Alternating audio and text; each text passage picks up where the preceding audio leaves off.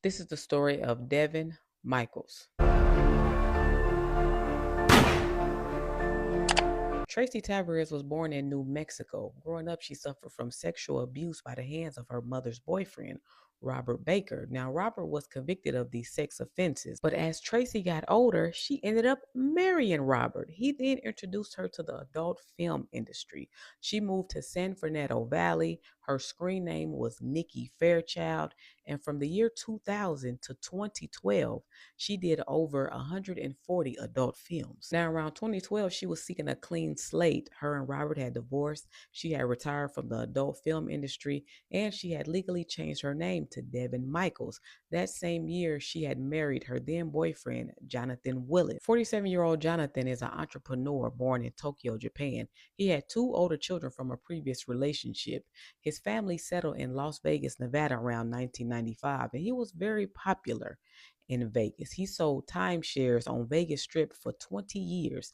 And right before the pandemic, he started another business called the Vegas Moving Guy. He would use his truck and ride around Vegas to help people who was in need. He also founded JW Marketing. So Jonathan was getting to the bag. The two went on to have two daughters of their own, and their marriage seemed just fine until 2015. Jonathan's older son, 19-year-old Davier, would help Devin out with his younger sisters a lot, and the two started spending a lot of alone time together.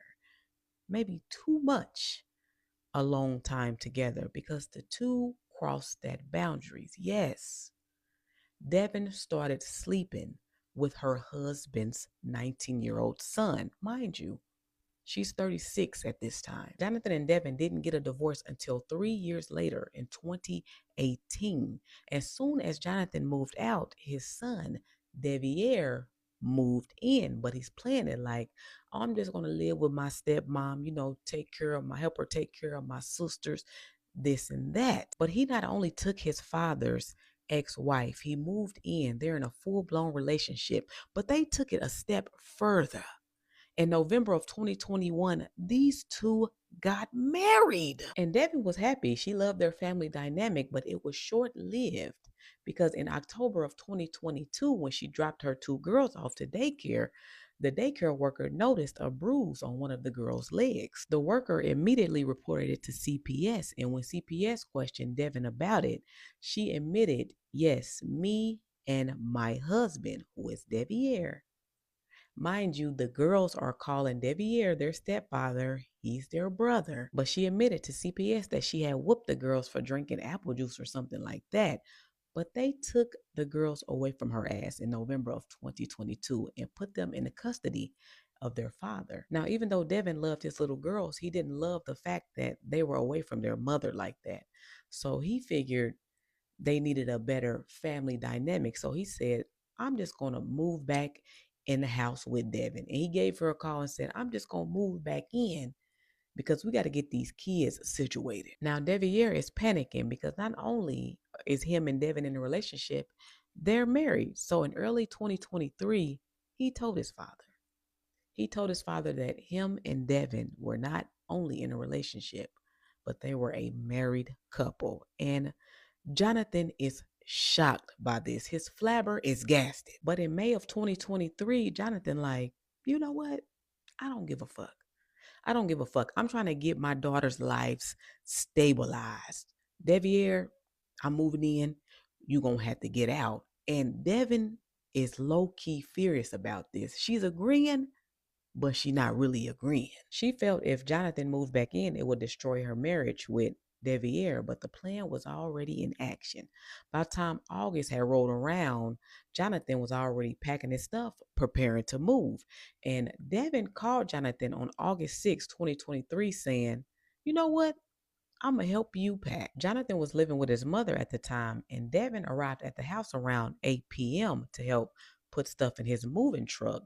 But at around 8 a.m. on August 7th, Jonathan's mother was calling 911. The smell of bleach woke Jonathan's mother up that morning, and when she went to his room, she seen her son's body wrapped partially in bloody blankets. his head was gone. She told the police that she had last seen her son at around 10 p.m. And when she got up to use the restroom around 1 a.m., she seen Devin coming out of his room with some dishes. And she said that she scared her a little bit. And Devin had told her that Jonathan was passed out drunk and that she was just going to finish this herself. Now, when the police went to go question Devin, she did admit, yes, I was there helping him move, but he was fine when I left. He was standing outside the garage smoking a cigarette, and the police didn't have anything to go on. So they had to let her go. It wasn't until 8 days later when they was back at her house putting her in handcuffs. And while Devin is in custody, the police are searching her home. And boy, what did they find? They found Jonathan's wallet and his keys to his car and driver's license in her underwear drawer. They found stuff stolen from Jonathan's room in a plastic bag.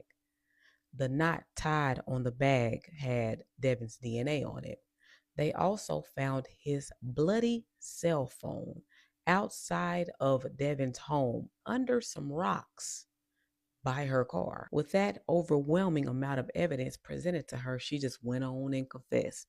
She told the police that she had hit Jonathan in the back of the head with a wooden candle while he was laying on his stomach, texting. She said he quickly fell limp. Now, the medical examiner said that his head was removed after he had died. Now, off the record, Devin said that his head was taken off with a power saw, and she had threw his head in a dumpster. His head was never recovered, but they couldn't use that because they said she had already asked for a lawyer. She had pled guilty to second-degree murder. She had a 15-year plea deal on the table.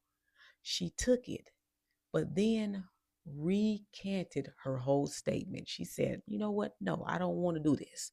I'm innocent and I'm going to fight for it. Her trial started in November of 2025, and it was the most roller coaster trial. It's on YouTube. It's long and it's up and down. She's having breakdowns, but she was blaming it all on her husband, Davier. Her defense team was saying, how could this 5'3" woman handle a power saw cutting off 170-pound man's head? They were saying that it had to be Davier, and because of his job, he was a home security system technician, and he had access to power saws and those type of power tools. But the cell phone data and text messages shows that Davier was at home with his sister daughters the night of the crime, and he was texting Devin, hey, I'm putting the girls to bed. What you doing? But her defense crumbled. She was sentenced to 28 years to life in prison. She will be eligible for parole after 28 years. Parole is really crazy. And as for you, now even though you seem remorseful for taking your daddy's bitch, but boy, you was 19 when this all started. You knew better. You knew better. And then you gonna marry her? And you playing stepdaddy to your sisters. Cabeza. Gone. Boy, what the fuck? Man, what type of twisted ass story was this?